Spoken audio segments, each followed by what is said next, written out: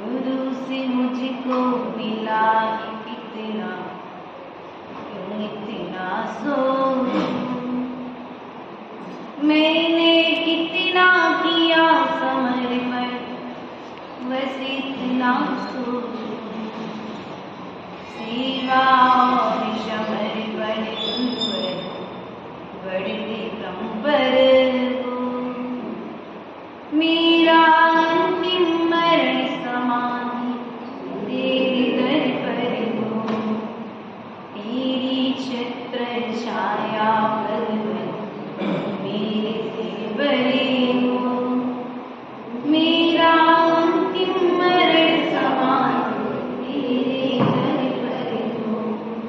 देवादिदेव आदि प्रथम पीति प्रार्थना भगवान की, देवादिदेव नारायण पार्श्वनाथ भगवान की, देवादिदेव वर्तमान सहस्रनय वर्तमान स्वामी की, आचार्य भगवंत कुंद कुंद स्वामी की, आचार्य गुरुवरेश्वर विभव सागर जी महाराज की, अहिंसा मय विश्व धर्म की,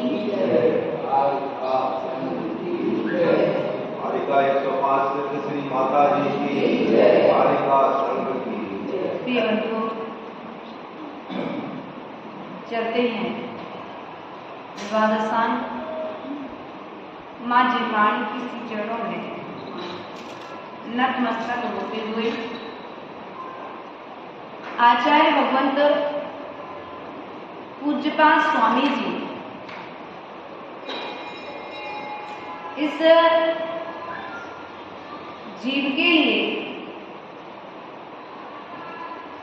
संसार से पार होने का उपाय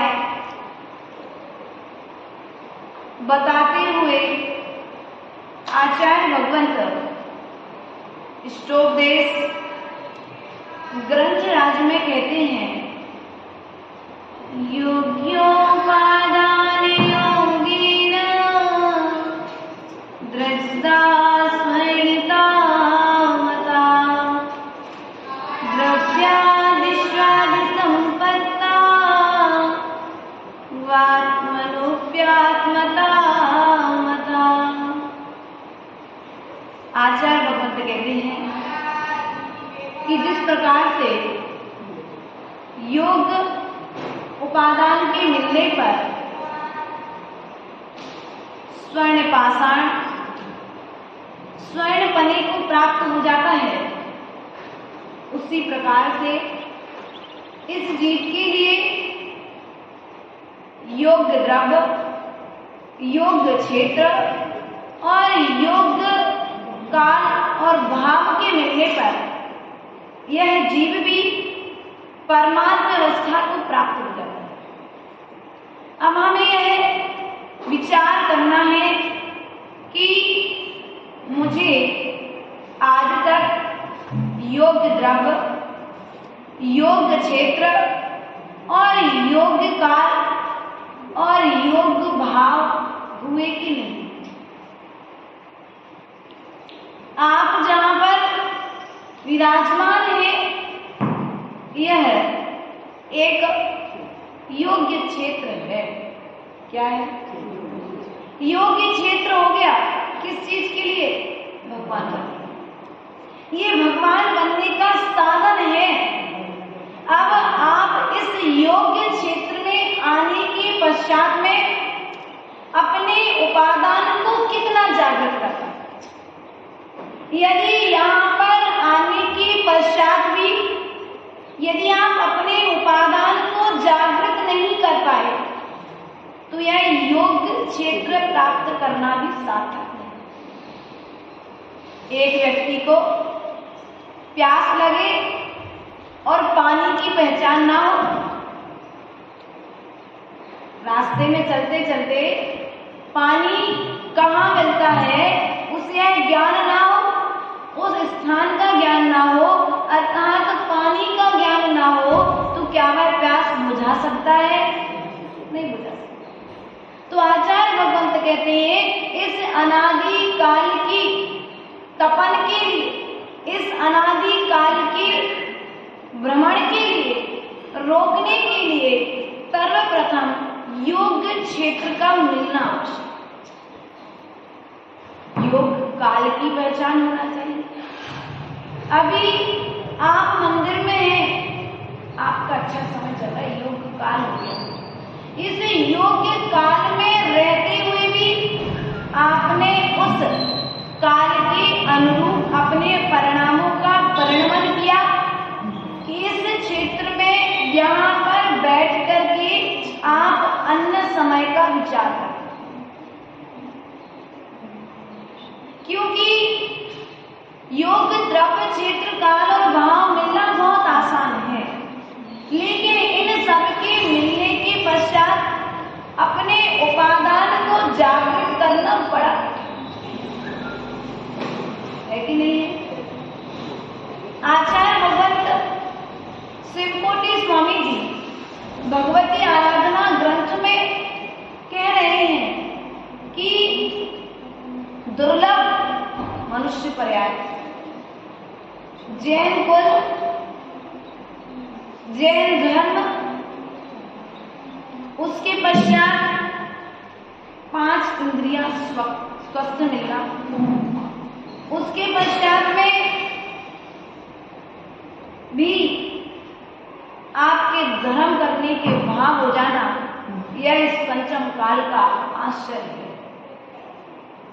वरना योग्य द्रव्य क्षेत्र काल भाव सब कुछ अच्छा मिलने के पश्चात में एक व्यक्ति उसका उपयोग ना कर पाए, तो जैसे आचार्य भगवान कहते हैं चिंता मणि दिव्य इता विन्यास खंडिकम ध्याने निचेदु भेलव्ये वाद्य यन्नाम विवेक।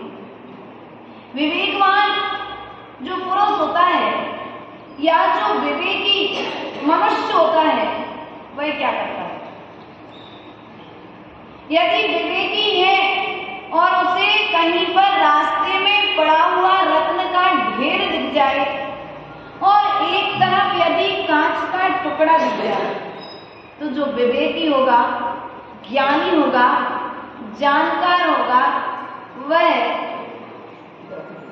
किसको उठाएगा? कांच के टुकड़े को कि रत्न के? पहला सुनिए,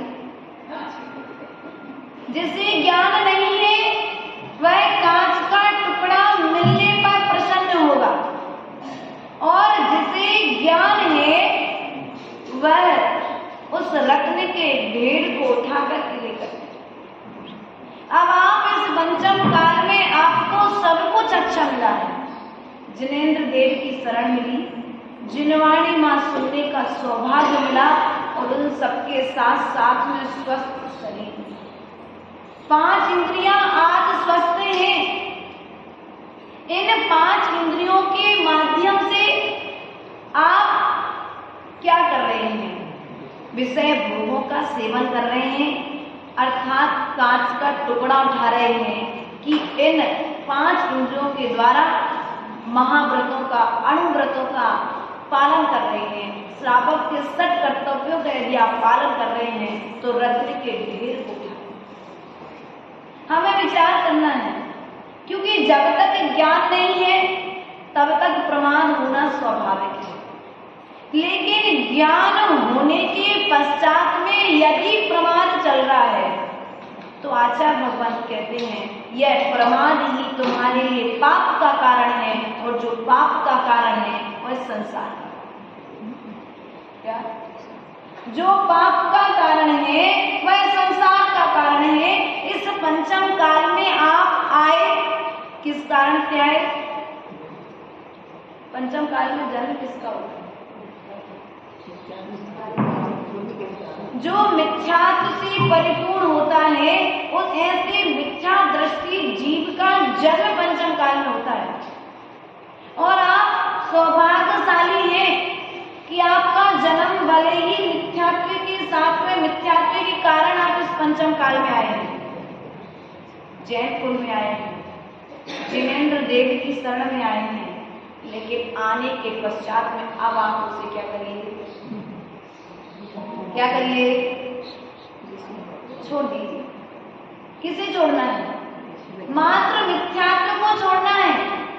संसार का कारण मिथ्यात्व है। कौन है? संसार का कारण मिथ्यात्व छूटा तो धीरे धीरे सब कुछ छूट जाएगा। एक पाप छूटा कि 4 पाप अन्य को छोड़ने में समय नहीं लगेगा, लेकिन एक को छोड़ना आवश्यक। ये बंधु, हमें संसार छोड़ना है, संसार से छूटना है, हमें पाप से रहित होना है। हमें दुख से डर लगता है। क्या लगता है? हमारे जीवन में दुख ना आए, किसी के जीवन में दुख ना आए, किसी को किसी भी तरह की परेशानी ना आए, तो आचार्य भगवंत कहते हैं पहले आप कर्म सिद्धांत को करिए, क्योंकि कर्म के उदय में दुख मान करके यदि आप सहन करते हैं तो उस कर्म के उदय में आप पाप का बंध करते हैं। क्या करते हैं? और पाप के बंध से बचना है, पाप के बंध से बचना है तो पहले हमें दुख को सहन करना, समता को जागृत करना। और समता आएगी कहां से? समता कहां से आएगी रविंद्र जी? स्वाध्याय से। समता कहां से आएगी? समता स्वाध्याय से आएगी। और जब स्वाध्याय करोगे तो सामायिक का भाव जगेगा, और जब सामायिक का भाव जगेगा तो समता स्थायी हो जाएगी। क्या हो जाएगी? स्थायी करना है भाई, स्थायी ठिकाना ढूंढ लो। क्या किया?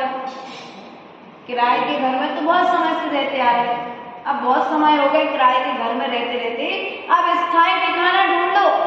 तो स्थायी ठिकाना कहाँ? सिद्धालय में है। तो सिद्धालय कैसे मिलेगा? सामायिक से मिलेगा। सामायिक के साथ में समता आएगी और समता के साथ में सिद्धालय। सामायिक तुम्हारे लिए समस्त सिद्धियों का द्वार है। क्या? प्रतिपल सामायिक चल रही है, 48 मिनट तो मूल रूप से साधु बैठता ही है, लेकिन जब जब समता जाग रही है तब तक तुम्हारी सामायिक चल रही है। बोले हमें तो क्रोध आता ही नहीं है। क्या? हमें तो गुस्सा आता ही नहीं है। कोई बात नहीं, तुम्हारे विपरीत कोई काम कर दे, तुम्हारे विपरीत कोई बोल दे, तुम्हारी बात को कोई ना माने, उस समय आपको क्रोध ना आए, तब हम मानेंगे कि आप समता भागी हैं। पार्श्वनाथ भगवान के विपरीत सब कुछ चल रहा था कमठ के द्वारा, लेकिन भगवान पार्श्वनाथ ने सामायिक का संस्कार इतना अच्छा बना करके रखा था, ध्यान का संस्कार इतना अच्छा बना करके रखा था कि सब कुछ बाहर में चलता रहा, लेकिन उन्होंने बाहर के करने वाले जीवों के प्रति प्रतिक्रिया नहीं। लेकिन हमारी स्थिति क्या है कि सब कुछ योग्य मिलने के पश्चात में भी हम उस योग्य का लाभ नहीं ले पा रहे। क्या? उस योग्य द्रव्य क्षेत्र काल भाव का लाभ नहीं ले पा रहे हैं। मंदिर तो चलना है, सबको चलना है, मंदिर तो सबको आना है, गुरु चरणों में सबको जाना है, लेकिन कब जाना है? मंदिर जब आना ही था, भगवान का अभिषेक हो रहा था, उस समय आ जाते तो बृहद कर्मों की निर्जरा हो जाती। मंदिर आए, कर्म की निर्जरा तो हुई, लेकिन योग काल पकड़ लेते। क्या? अभी काल की पहचान नहीं है। साधु के पास तो जाना था, चलना है चलो, लेकिन स्वाध्याय का समय था, उस समय चल दे। कुछ तो साधु के मुख से जिनवाणी सुनने मिलती, और जिनवाणी के साथ साथ में कुछ ऐसी बात मिलती जो तुम्हारे जीवन को परिवर्तित कर देती। इसलिए योग्य काल का चुनाव करना आवश्यक है। लोग आते हैं मंदिर में, जिस समय शास्त्र सभा चलेगी उस समय मंदिर के शास्त्र सभा समाप्त होगी, उसके पश्चात मंदिर में, तो मंदिर में आने के पश्चात में भी यदि हमारा मन उन क्रियाओं में नहीं लग रहा है जिन क्रियाओं से कर्म निर्जरा होनी है, तो भी हमारा संसार बहुत बड़ा है। अभी हमें संसार से छूटने का प्रयास करना है और संस्कार बनाना है, क्योंकि हम जैसे संस्कार यहाँ पर बनाएंगे वे संस्कार हमारे साथ जाएंगे। पंचम काल में मोक्ष तो नहीं है, संसार में कहाँ आचार्य ग्रंथ में, नियम सार ग्रंथ में आचार्य ग्रंथ कुंद स्वामी ने कहा, बहुत सारे ग्रंथों में आचार्य ग्रंथ ने कहा कि इस पंचम काल में मोक्ष तो नहीं है, फिर मोक्ष की साधना क्यों करना, फिर क्यों इतना परेशान होना। जो साधना हम अभी कर रहे हैं पहले के समय का 1000 वर्ष और आज का एक दिन, क्या पहले की 1000 वर्ष की साधना करके जो मुनिराज तप करके कर्म की निर्जरा करते थे, उतनी साधना आज का साधक एक दिन करता है तो उतने कर्मों की निर्जरा करता है। आयु बड़ी थी पहले के, आयु भी कम है। इसलिए विचार करना है कि हम जो काम चतुर्थ काल में नहीं कर पाए, वह काम हमें इस पंचम काल में करना है। आप यह विचार करते हो कि जो काम जीवन काल में नहीं किया है, वो क्या करना है? मरने के पहले, मरने के पहले, मेरा मरण हो उसके पहले मैंने बचपन से लेकर के आज तक जितनी जितनी इच्छाएं की हैं, जो जो भावनाएं ढाई हैं, उन्हें पूर्ण करना है। कहीं कोई इच्छा बाकी ना रह जाए। आचार्य भगवान कहते हैं, यदि तुम्हारी इच्छाएं संसार को बढ़ाने वाली है, बिल्कुल मत करो। जिन इच्छाओं को पूर्ण करने से संसार छूटता है, तो कौन कौन सी भावनाएं करी आपने? किस किस को भाया है आज तक? भाव, तुम्हारा भाव तुम्हारी कर्म निर्जरा का कारण है। द्रव्य, क्षेत्र, काल, भाव, द्रव्य अच्छा मिल जाए, काल अच्छा मिल जाए, क्षेत्र अच्छा मिल जाए, इन सब के अच्छे मिलने के पश्चात भी तुम्हारे भाव कैसे? क्या दूध अच्छा मिल गया, गरम भी कर लिया, लेकिन अंतिम प्रक्रिया उस दूध से घी कितना निकला? क्या अंतिम प्रक्रियाओं से दूध से घी कितना निकाल पाया? यह हमें स्वयं विचार करना है। इस मनुष्य पर्याय में सब कुछ अच्छा मिलने के पश्चात में हमने व्रत, नियम और संयम को कितना धारण किया? यदि हम मनुष्य होते हुए भी मनुष्य के योग्य क्रियाएं नहीं कर पाए, तो मेरा जीवन त्रियंचों के समान है। हम कहते हैं हम परिवार का पालन पोषण करते हैं। क्या कर रहे हैं? चिड़िया देखी? चिड़िया देखी? चिड़िया देखी कि नहीं देखी? गाय देखी? चिड़िया भी अपने बच्चे को दाना खिला करके उसका पेट पाल लेती है। पशु पक्षी भी रात को सोने के लिए स्थान ढूंढ लेते हैं। पेट भरने के लिए भोजन कहीं ना कहीं से खोज लेते हैं। ठंड से बचने के लिए भी वो अपनी व्यवस्था कर लेते हैं। तो हमें चिंतन करना है कि मैंने मनुष्य पर्याय पाने के पश्चात में विशेष क्या किया। यदि आपने संयम पालन किया है तो आपने मनुष्य पर्याय से कुछ लाभ उठाया है, वरना फिर जैसे आए थे वैसे पुण्य और पाप तुम्हारे साथ जाएगा। खाली हाथ आया तो हाथ पसारे। ये सुनते हो भजन, बहुत अच्छे से सुनते हो, लेकिन इस भजन की गूढ़ता की ओर तो जाइए, इसके भीतर के रहस्यों की ओर एक बार दृष्टि तो डालिए। क्योंकि यदि भजन को गाते गाते अंदर के स्वयं की आत्मा का भान हो जाए तो भजन गाना सार्थक हो गया। लेकिन हमने भजन को गाया मात्र एक संगीत, एक कर्ण इंद्री का थोड़ी देर का विषय बनाया और उसके पश्चात में गाना छोड़ दिया, अर्थात उसको अपने अंदर आत्मा तक लेकर चली गई। अपने स्वयं की आत्मा का जहां पर भान हो जाए, अपनी आत्मा का जहां पर ज्ञान हो, ऐसे भजनों को गाना चाहिए और ऐसे भजनों को सुनना चाहिए और ऐसे भजनों को सुन करके उनका आचरण करना। कोई किसी का तो है नहीं संसार में, है क्या कोई? मात्र संसार से छूटने के लिए हमारा भाव भी कार्यकारी है, बाहर का द्रव्य भी कार्यकारी है और अंतरंग का परिणाम भी कार्यकारी है। निमित्त नैमित्तिक संबंध, व्यवहार और निश्चय।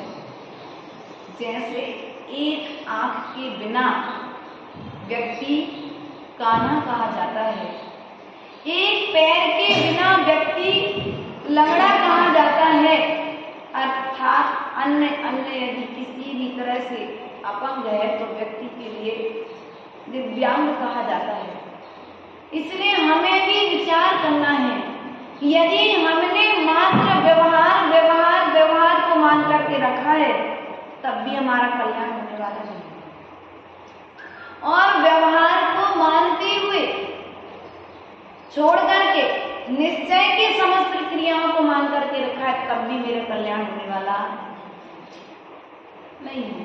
आचार्य को कहते हैं व्यवहार और निश्चय दोनों आवश्यक हैं संसार से पार होने। नाव देखी, नाव बोटिंग करने गए तभी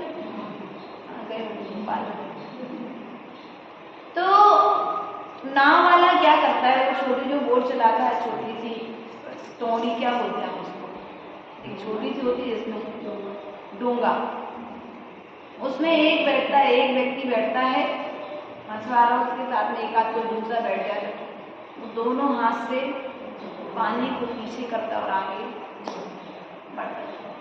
उसी प्रकार से तुम एक हाथ में व्यवहार की पकवार लो और दूसरे हाथ में निश्चय। व्यवहार को निभाते हुए तुम अपना अंतरंग में लक्ष्य बन लो। व्यवहार में इतना मत पड़ जाओ कि तुम्हें अपनी आत्मा का ज्ञान ना हो, और निश्चय में इतना ना पड़ जाओ कि व्यवहार को भूल जाओ, क्योंकि कल्याण एक से होने वाला, कल्याण दोनों से, कल्याण दोनों से होगा। इसलिए प्रिय बंधुओं, यदि हम अपना कल्याण करना चाहते हैं, योग्य द्रव्य, योग्य क्षेत्र, योग्य काल और योग्य भाव यदि हमें मिल गए हैं तो आचार्य भगवंत कहते हैं कि हमें संसार से पार होने की क्रियाएं करनी चाहिए। हमने आज तक जिन जिन वस्तुओं का संग्रह करके रखा है, जिन जिन वस्तुओं को जोड़ करके रखा है, उनमें एक बार विचार करिए कि यह जो वस्तु मेरे पास में है, क्या इस वस्तु से कर्म की निर्जरा होगी? क्या? पूर्व में मैंने कहा था आप अपने घर जाना, कहा था, और घर में जाकर के देखना कि जो दीवार पे लगा है, जो अलमारी में रखा है, जो यत्र तत्र सर्वत्र घर की शोभा को बढ़ाने के लिए लगा हुआ है सामग्री, आपने एकत्रित करके लॉकर में रखी हुई है सामग्री, यह कर्म निर्जरा में कितना साधक है? संसार का साधन है कि कर्म निर्जरा? उस वस्तु को संग्रहित करने से, बार बार देखने से, बार बार उठाने से, बार बार ग्रहण करने से, बार बार छोड़ने से तुम्हारे कर्म की निर्जरा कितनी? वस्तु में संग्रहित करने मना नहीं किया, निर्माणी माना। क्या? वस्तुएं संग्रहित करने के लिए मना नहीं किया, लेकिन ऐसी वस्तुएं संग्रहित करो कैलाश जी कि जिन वस्तुओं से कर्म की निर्जरा हो, जिन वस्तुओं से साधना हो, जिन वस्तुओं से कर्म का बंध ना हो, परिणामों में कुटिलता ना आए, ऐसे चित्रों का, ऐसी सामग्री का संकलन करके कब, कहां पर?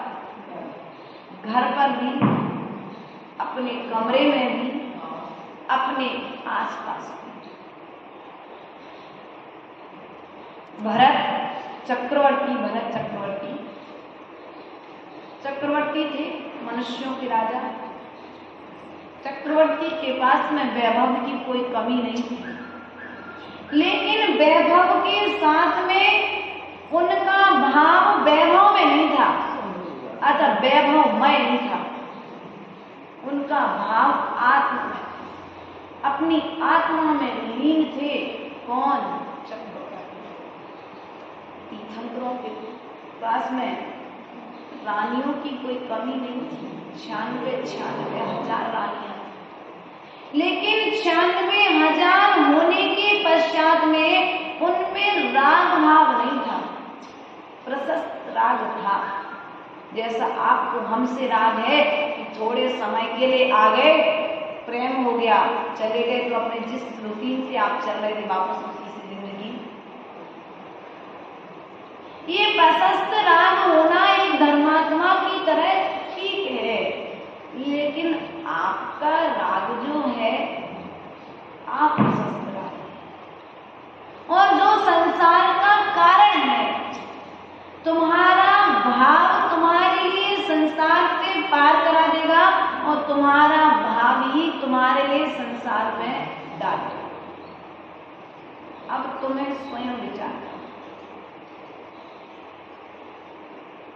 वह चक्रवर्ती जो अपनी रसना इंद्री को कंट्रोल नहीं कर पाए, रसोइये ने खीर बनाई, गरम गरम खीर परोस दी, आसक्ति भाव के कारण राजा ने, चक्रवर्ती ने वो गरम खीर खा ली, जीभ जल गई, थाली उठाकर के भोजन रसोइया के मुख पर फेंक दी। रसोइया मरकर के व्यंतर हो गया किसी पुण्य के उदय से, और व्यंतर की पर्याय उसने अवधि ज्ञान लगाया कि मैं कहां से आया हूं, किस कारण से आया हूं। अवधि ज्ञान लगाया कि फलाने चक्रवर्ती के यहाँ में रसोइया था और राजा चक्रवर्ती ने मेरे ऊपर में थाली फेंकी थी, गरम खीर फेंकी थी, जिसके प्रभाव से मैं मरण को प्राप्त हुआ। अब मैं बदला क्या करूंगा? वह देव व्यंतर देव एक किसान का रूप बनाकर के राज्य में आया और फल बेचने लगा। नगर के सभी लोगों ने फल खरीदे। फल खरीदने के पश्चात में राजा तक यह बात पहुंची कि इस किसान के खेत के फल बहुत अच्छे हैं। राजा को एक फल दिया गया, दूसरे दिन दूसरा फल दिया गया। अब रोज का आना जाना प्रारंभ हो गया। एक दिन समस्त फल समाप्त हो गए। अब राजा को तो फल चाहिए था, चक्रवर्ती को चलो तुम्हारा खेत जहां पर है मुझे वहीं ले चलो। गया, विक्रिया से तूफान उत्पन्न कर दिया। धर्मात्मा था, नमोकार मंत्र पढ़ा चक्रवर्ती ने, लेकिन होनहार जैसी थी वैसी बुद्धि हो जाती है। विपत्ति के समय में अपनी बुद्धि को संभालना बड़ा कठिन होता है। तूफान उठाया, उसने नमोकार मंत्र पढ़ा। उस व्यंतर देव ने विचार किया कि ये तूफान इस पर असर नहीं डाल पा रहे, कारण क्या है? तुम क्या पढ़ रहे हो? बोले इस कारण से तूफान उत्पन्न हो रहा है। बोले मैं नमोकार मंत्र पढ़ रहा हूँ जिससे ये विघ्न शांत हो जाए। बोले तो नहीं, नमोकार मंत्र मत पढ़ो, तुम इस नमोकार मंत्र को पानी पर लिखो और पैर के अंगूठे से मिटा दो, तूफान शांत हो जाए। क्या हुआ? उस समय में अपने सम्यक दर्शन को नहीं छोड़ता, अपनी 5 इंद्रियों को अर्थात रसना इंद्रियों को बस में रखता, तो वह चक्रवर्ती नरक की यात्रा को नहीं करता। मात्र एक इंद्रिय के कारण उसे संसार में गिरना पड़ा। विचार करिए। अपने परिणामों को संभालने की आवश्यकता है। हमारा भाव हमें संसार दिलाएगा और हमारा ही भाव हमें संसार से निकालेगा। सबसे बड़ी गलती है, सबसे बड़ा दोष है इंसान में, स्वयं को ना देख करके पर को देखता है। स्वयं की गलती को ना देख करके पर की गलती को निहारता है, और जो पर की गलती को निहार रहा है, पर के दोषों को निहार रहा है, दूसरे पर आरोप कर रहा है, प्रत्यारोप कर रहा है, वह अभी मोक्ष के साधन से अर्थात मोक्ष के रास्ते से बहुत दूर खड़ा है।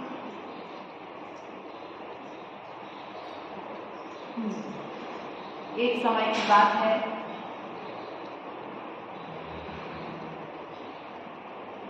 एक राज्य में एक व्यक्ति ने आम का पेड़ लगाया। आम का पेड़ लगाया, और जैसे उसने आम का पेड़ लगाया, उस आम के पेड़ में कुछ समय बाद, साल भर बाद अच्छे आम मिले। और सबसे पहला फल, राज्य का नियम था कि कोई भी सर्वश्रेष्ठ वस्तु जब आएगी तो सबसे पहले राजा को भेंट की जाती है। कई कई क्षेत्रों में आज भी देखने में आता है, महाराष्ट्र, कर्नाटक, तमिलनाडु साइड जो खेती करते हैं, चाहे कुछ भी हो, जिस विषय की खेती की है, वो पहला फल लाकर के पहले वीरेंद्र देवजी के चरणों में समर्पित करते हैं। उस किसान ने जब आम आया तो पहला आम जाकर के राजा को भेंट किया। राजा ने सोचा इस सर्वश्रेष्ठ फल है, रानी को दूंगा तो रानी खुश हो जाएगी। राजा ने वह फल रानी को दे दिया। रानी ने सोचा कि मैं ये फल अपने पुत्र को खिलाऊंगी। पुत्र बड़ा प्रसन्न। रानी ने वह फल लिया और अपने एक लौते पुत्र को, जैसे ही वह फल पुत्र ने खाया, पुत्र मरण को प्राप्त हो गया। क्या? पुत्र मरण को प्राप्त हो गया, क्योंकि अभी उस वृक्ष पर एक ही फल पका था, बाकी सब फल कच्चे थे। जैसे ही पुत्र मरण को प्राप्त हुआ तो खोज की गई कि इसे क्या खिलाया गया। बोले जो किसान वो आम का फल लेकर के आया था, वह फल आपने रानी को, रानी ने पुत्र को दिया, और पुत्र ने उस फल को खाकर के जब से अचेतन अवस्था में पड़ा हुआ है,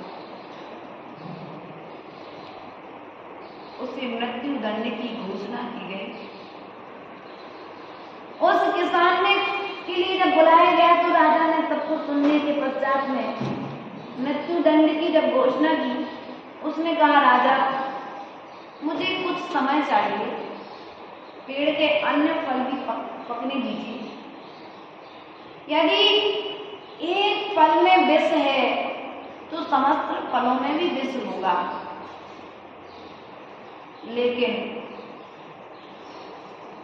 और समय निकलने के पश्चात उस वृक्ष के समस्त फल पके, और समस्त फल पकने के पश्चात गांव के सभी लोगों ने फल खाए, लेकिन कोई भी मरण को प्राप्त नहीं हुआ।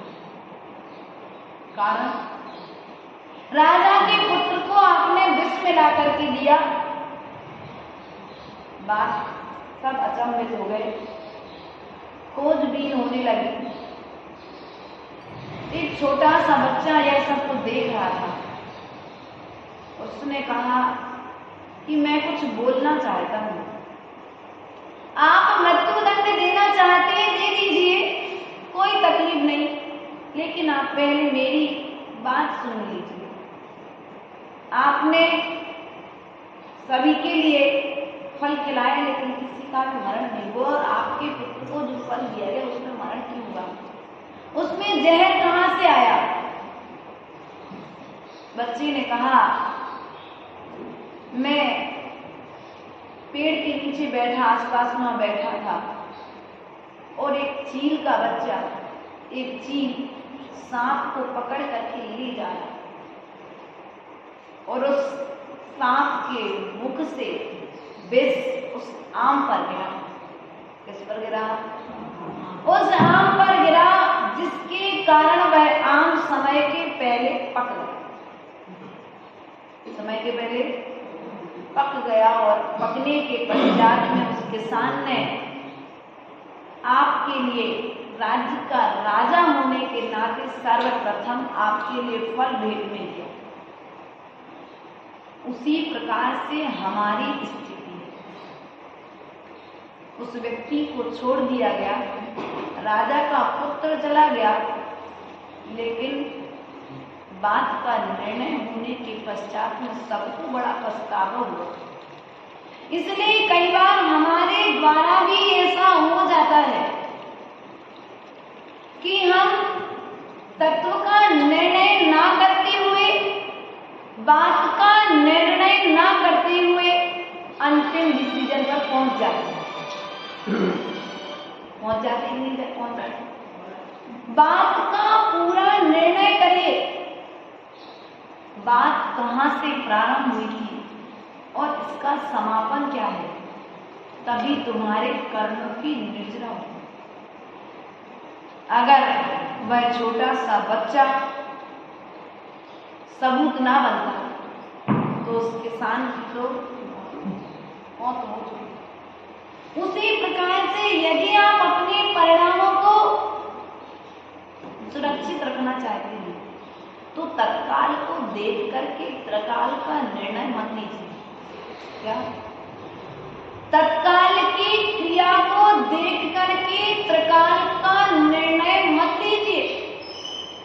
आप यह विचार मत करिए कि श्रावक कैसे होते हैं, या लोग आजकल के बच्चे कहते भैया धर्म कर्म करने वालों को, उपास पूजा करने वालों को ज्यादा गुस्सा आती है, इससे अच्छे तो हम धर्म पूजा नहीं करते तो धर्म से दूर होने का अपना पल्ला झाड़ा और अपने दूर। भैया ऐसा नहीं है। एक समय के लिए उनको कसाई आई है, एक समय के लिए उनको गुस्सा आई है, लेकिन 23 घंटे उनके परिणाम समतामय थे। 23 घंटे वो निर्जरा कर रहे थे। आपने उन्हें क्रोध करते हुए तो देखा, लेकिन आप एक बार उन्हें सामय को स्वाध्याय करते तो देखते, एक बार उन्हें जिनवाणी पढ़ते तो देखते। लेकिन हमने क्या किया? तत्काल की क्रिया को देखा और त्रिकाल का निर्णय ले बैठे और धर्म से दूर। इसलिए तत्काल को देख करके त्रिकाल का निर्णय नहीं लेना चाहिए। यदि तत्काल राजा निर्णय कर देता तो उस किसान की मृत्यु पक्की थी, लेकिन उस किसान ने थोड़ा सा अवसर मांगा। आम फल पके, सबको खिलाए गए। खिलाने के पश्चात में निर्णय हो गया कि पेड़ में बुराई नहीं है, आम के फलों में विष नहीं है, विष तो सांप के मुख से आकर के गिरा था, इसलिए उस फल में विष आ गया। उसी प्रकार से हमारा स्वभाव विभाग रूप नहीं है, हमारा स्वभाव कसाय रूप नहीं है, हमारा स्वभाव क्रोध मान माया लोभ करना नहीं है। वो तो कर्म के उदय से थोड़ी देर के लिए उदय में आया और आकर के चला गया। उस समय तुम सावधान होने की आवश्यकता है। उतने समय भूले, गाड़ी में बैठा ड्राइवर यदि गाड़ी चलाते हुए घाटी पर, बाकी नॉर्मल सड़क पर तो गाड़ी अच्छी चलाता रहेगा, लेकिन घाटी पर गाड़ी चढ़े और एक झपकी आ जाए तो स्थिति क्या होगी? बिगड़ जाएगी, अर्थात एक्सीडेंट आदि दुर्घटना होने की संभावना बढ़ सकती है। इसलिए आप जिस स्थान पर बैठे हुए हैं अपनी दृष्टि को मजबूत रखिए। क्या? अपने भावों को मजबूत रखिए। आप कर्म सिद्धांत को पकड़ के रखिए, और जो कर्म सिद्धांत को पकड़ के रखेगा वो भटकेगा नहीं। भटक कौन रहा है? जिनवाणी को पढ़ना बहुत आसान है भैया। रजनीश जी, राकेश भैया, जिनवाणी को पढ़ना और सुनना बहुत आसान है। सुनने चाहिए है उतना, लेकिन सुनने और पढ़ने के साथ साथ में आचरण करने के लिए प्रचंड पुण्य की आवश्यकता है। जिनवाणी तो एक दरवाजे पर बैठा त्रियंश भी सुन लेगा। गलत कहा गया, आपसे नहीं कह रहे, लेकिन यही तत्व की बात है। मंदिर में आया पंचेंद्रिय सर्प भी जिनवाणी को सुन लेगा, एक त्रियंश गति का जीव भी जिनवाणी को सुन लेगा। लेकिन आपकी विशेषता क्या है? आप उसको सुन करके महाव्रत रूप आचरण कर सकते हो। एक त्रियंश गति का जीव जटायु सीता के मुख से व्रतों की महिमा को सुनता है और अपना पंचम गुण स्थान कर लेता है। जटायु अपना पंचम गुण स्थान कर लेता है। एक शेर चारण रिद्धिधारी दो मुनिराज के मुख से श्रावक का आचरण सुनते हैं, श्रावकाचार सुनता है। वह शेर, जंगल का राजा शेर, मांस खाने का त्याग करके घास खाने लग जाता है। विचार करिए। और हमारी स्थिति क्या है? हमारी स्थिति क्या है? तुम्हारा काम है सुनाना और हमारा काम है बाकी सब तो ऊपर वाला जाने। चिकनी घड़े हो नहीं गए, कह करके अपने आप को चिकना घड़ा बना लिया। क्योंकि स्वयं का सोच का प्रभाव स्वयं के ऊपर में पड़ता है। क्या?